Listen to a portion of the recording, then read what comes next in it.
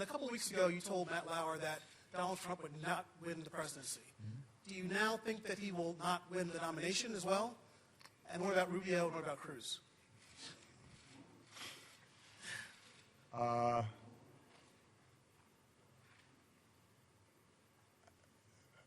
think foreign observers are troubled by some of the rhetoric that's been taking place in these Republican primaries and Republican debates. I don't think it's restricted, by the way, to Mr. Trump. I mean, I find it interesting that everybody's focused on Trump primarily just because he says in more interesting ways what the other candidates are saying as well. So he may up the ante in anti-Muslim sentiment, but if you look at what the other Republican candidates have said, that's pretty troubling too. He may express strong anti-immigration sentiment, but you've heard that from the other candidates as well. You've got a candidate who sponsored a bill that I supported to finally solve the immigration problem, and he's running away from it as fast as he can. They're all denying climate change. I think that's troubling to the international community, since the science is unequivocal. And, you know, the other countries around the world, they kind of count on the United States being on the side of science and reason and common sense,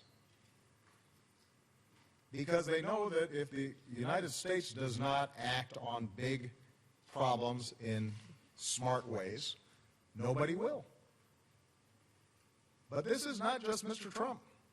Look at the statements that are being made by the other candidates. There's not a single candidate in the Republican primary that thinks we should do anything about climate change, that thinks it's serious.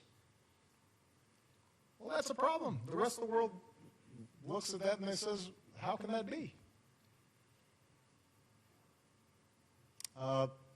I'll leave it to you to speculate on how this whole race is going to go. I continue to believe Mr. Trump will not be president.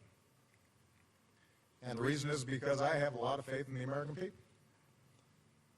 And I think they recognize that being president is a serious job. It's not hosting a talk show or a reality show. It's not promotion. It's not marketing. It's hard. And a lot of people count on us getting it right.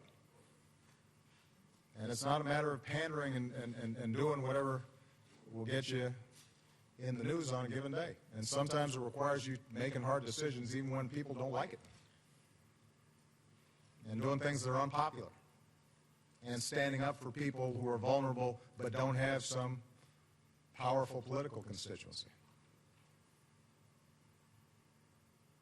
And it requires being able to work with leaders around the world in a way that reflects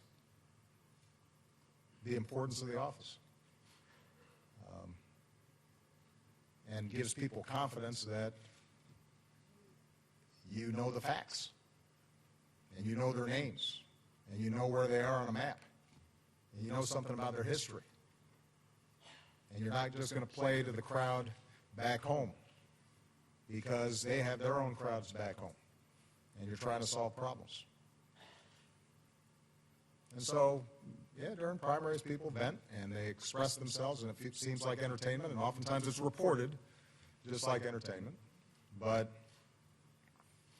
as you get closer, reality has a way of intruding. And these are the folks who I have faith in, because they ultimately are going to say, whoever's standing where I'm standing right now has the nuclear codes with them and can order 21-year-olds into a firefight and have to make sure that the banking system doesn't collapse, and is often responsible for not just the United States of America, but 20 other countries that are having big problems or are falling apart and are going to be looking for us to do something. And the American people are pretty sensible.